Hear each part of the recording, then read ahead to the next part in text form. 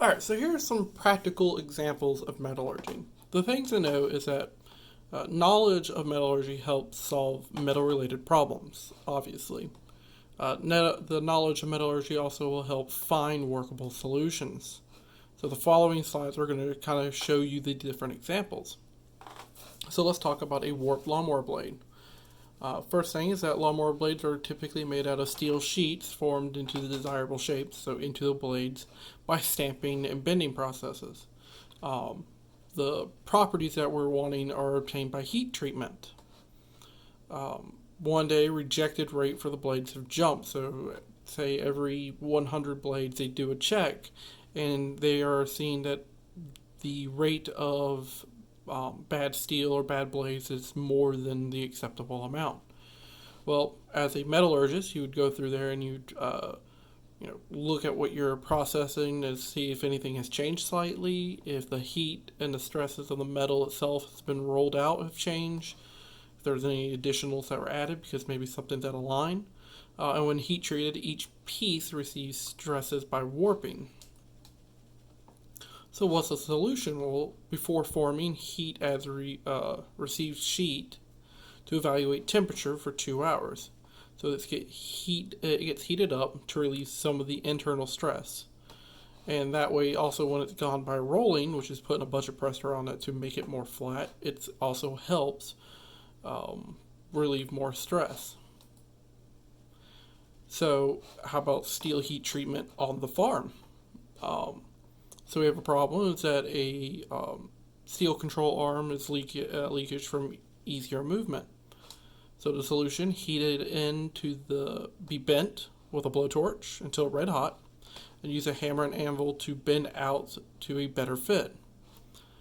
Reheated linkage to bright yellow and plunged to a bucket of water. That causes a different scaling.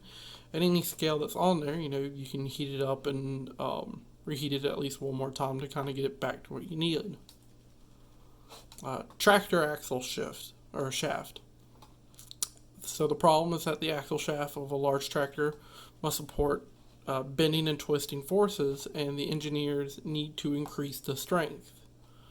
The conditions to keep costs down, though, instead of making it bigger, they're not allowed to do that, and the alloy can't change. So you can't just make the metal different. You need to make the metal stronger. So what's the solution? The current part made by a heat treating axle shaft.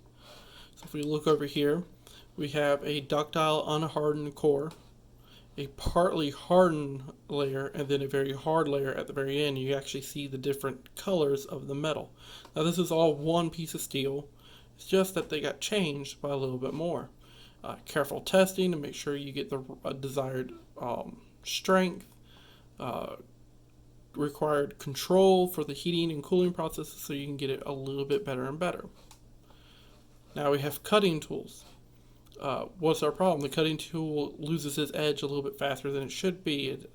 It needs to be harder than the workpiece to be cut. You have to think, if you're trying to cut steel, you're not going to use an aluminum workpiece, are you? The friction from cutting it softens the tools and makes it easier to dent or not even cut the other metal. And soft tools do not cut well and must be replaced. So what's the solution? Changing to a different type of steel can dramatically reduce the problem. Some steel types withstand higher temperatures. And by doing that, the tools will last longer and machinists can maintain higher production rate. Hood lifters for snow car. So what's the problem? Sometimes strength is not only requirement. One way to look at it is that high strength aluminum alloy is strong enough. Made from heat treatable alloy, and aluminum can be polished to look good. So that's one of the things that can always be looked into.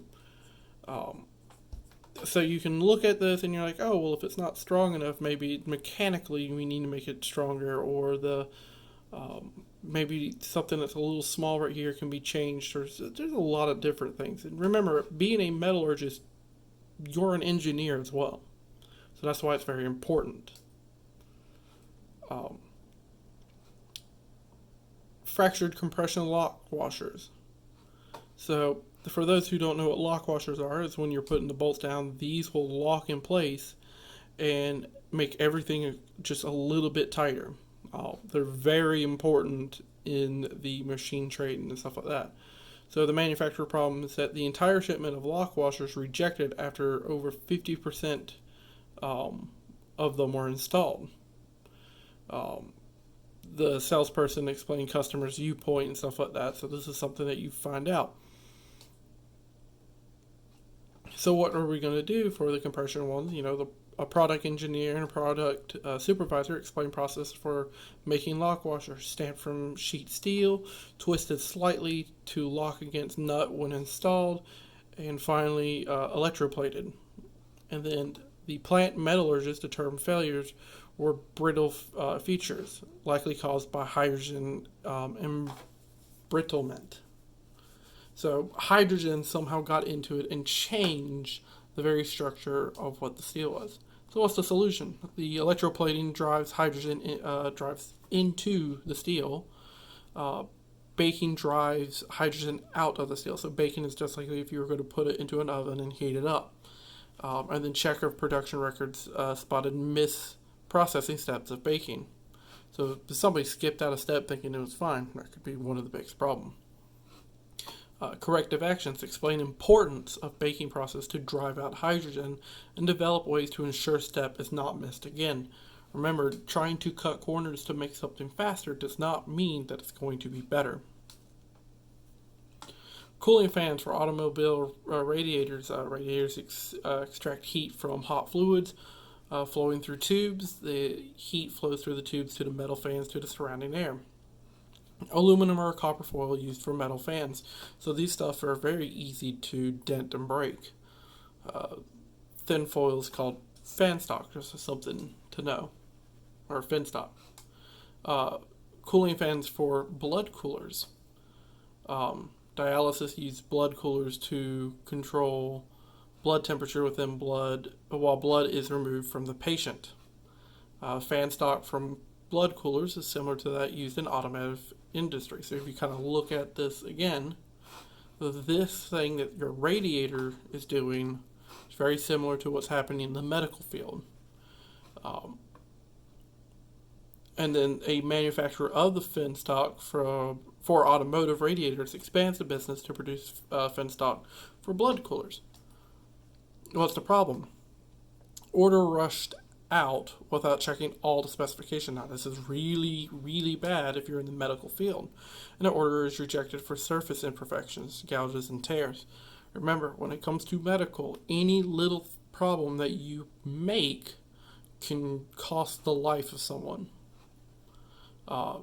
Causes difference in performance requirements.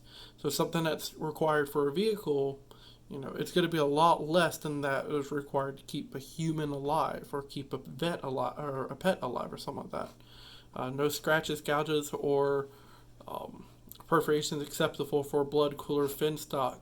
A technician who's made order not aware of different specifications. So this is something where if the technician or whoever's doing it is not aware of the problem, they're just going to keep making the same mistake. So it's always important. Make sure that they know. And as a supervisor or the metallurgist, you need to let them know, hey, we have a difference. Outdoor sculpture, the Chicago's Cloud Gate, not Clown Gate, are the artist's concept, large, physically simple, reflective objects showing surroundings, land, and sky. Effects similar to liquid mercury. What material to accomplish concept? Ordinary steel rust. Chrome-plated steel does not maintain shine at welds. And aluminum requires frequent polishing. So the solution? Use weldable stainless steel and filler material that matches in colors. So instead of using regular steel that's going to rust, they use stainless. Instead of aluminum that you're going to have to polish, stainless will keep it. And when polished and ground, it leaves no marks on the surface. And using arc and laser welding to get everything, all your seams just perfect.